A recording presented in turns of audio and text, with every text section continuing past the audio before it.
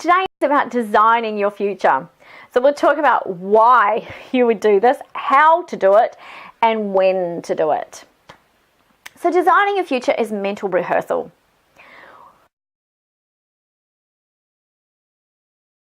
Why would you do it? Every single successful person mentally rehearses. Other statistics of athletes, particularly out there, show that when they have some sort of injury and they're not able to get out on the field and do what they would normally do, that if they mentally rehearse for as many or more hours than they would have been physically doing that activity every day, then their body helps repair itself so much quicker, and when they do get out there on the field, they to some degree are even fitter than they were. And that's because the body is using every muscle that it would have been when they were physically doing that activity. So I really do encourage you to have a go at this. Your brain needs clarity and certainty. It needs to know that what you are going to do is safe. The changes along the way and what you want to get there in the end.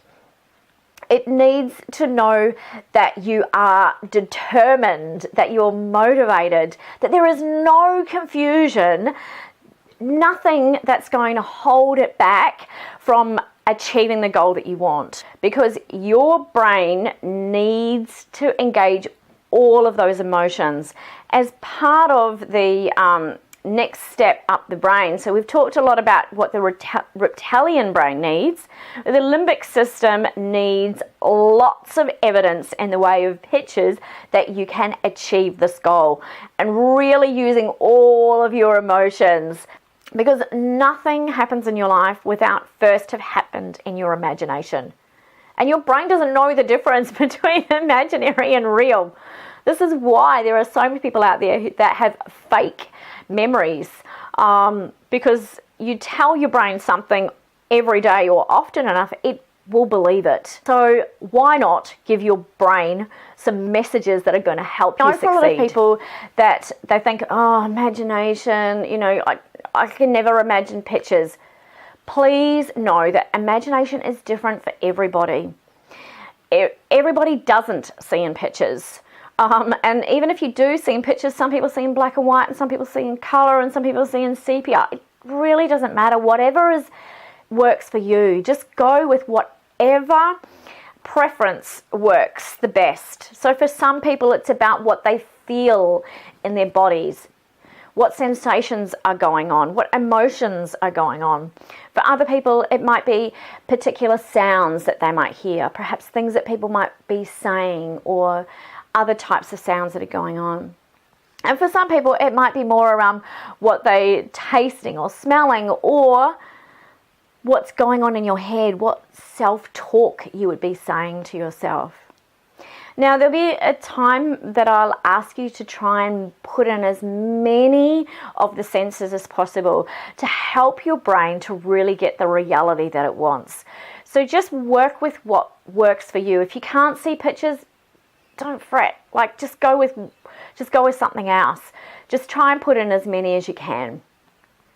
It only really takes potentially a few minutes to master this. I'll go through the steps with you because a lot of people think that it's just about achieving their end goal, but your brain needs more than that. It needs to know the process along the way. It needs to reinforce all of those things that you learnt about the reptilian brain, that it's fun and safe and easy to do. So we will practice these steps, or at least I'll take you through what those steps are, and then I would like you to have a go at doing this. So please take some notes along the way of what the steps are and get some ideas around what you would do in each of these steps. It's a good idea to do this the first time you mentally rehearse, and then when you go and mentally rehearse in the future, you'll have all of this. So what are the steps? The first step is to know what your end goal is. So you want to be a non-smoker, only breathing fresh air. Now, I use the word non-smoker deliberately because an ex-smoker thinks about smoking. A non-smoker never, ever, ever thinks about smoking. That's what you want to be, a non-smoker. The non-smoker only breathing fresh air.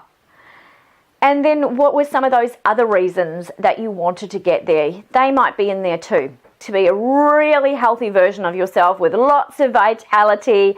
Then the next step is to know what activities are going to take you there. You don't just arrive. There are things that happen. You'll decide on a quit day. You're going to be throwing your smokes away on that quit day because your brain, remember, needs clarity and certainty. There cannot be any confusion with this. Once you've decided on your quit day, that is your quit day.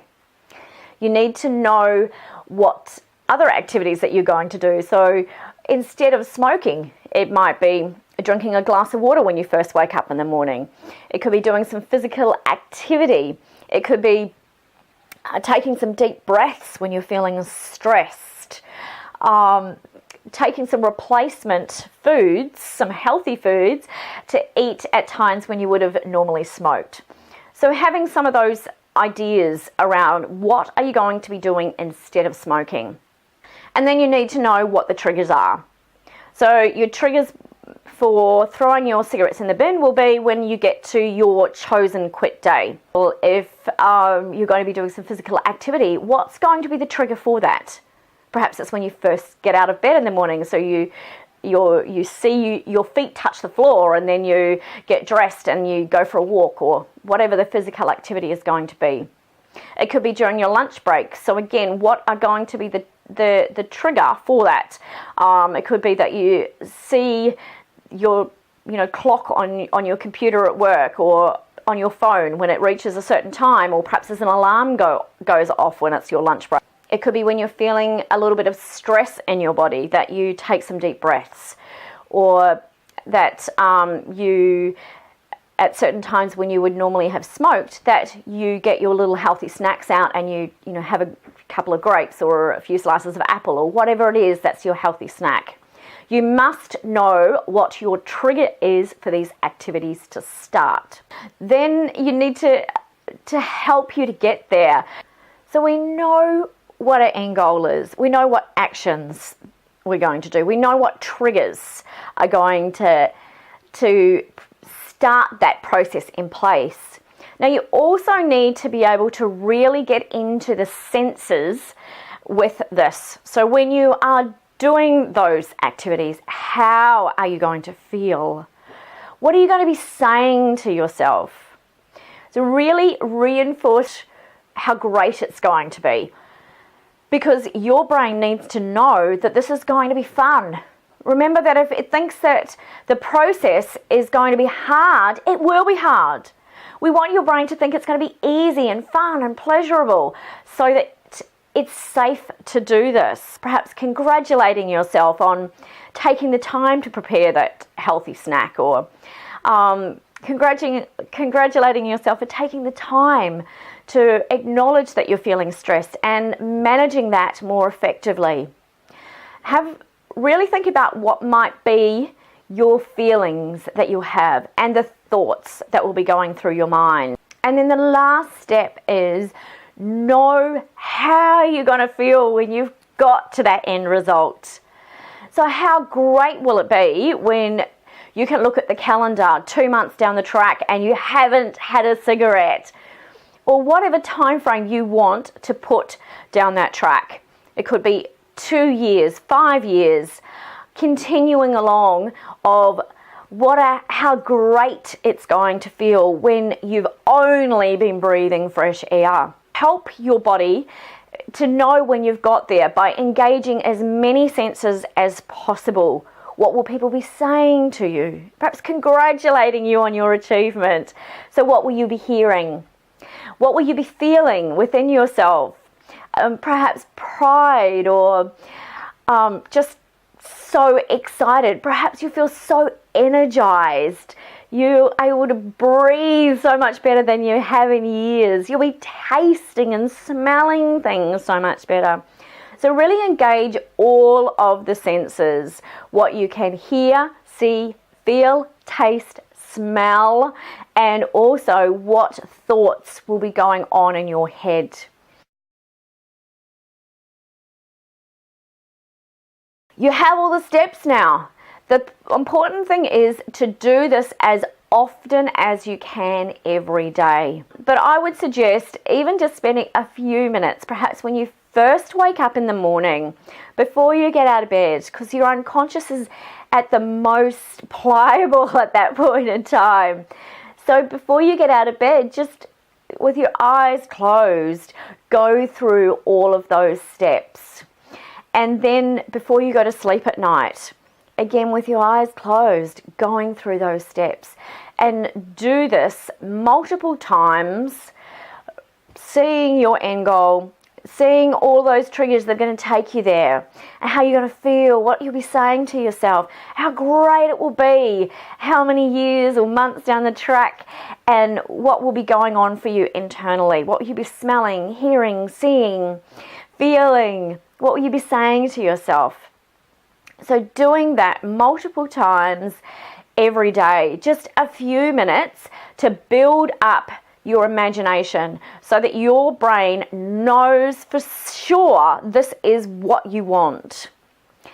You want to get more images in your head of you achieving this goal than you've got images in your head right now of you smoking. And that might be quite a few images if you've been smoking for quite some time. So really get practicing with this. Have some fun. Remember, your brain wants things to be fun, simple.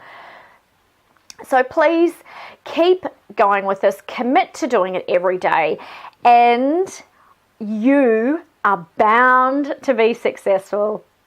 I'm Leanne Tague, transformational coach, reminding you that change can be easy and life-changing. Let me show you how.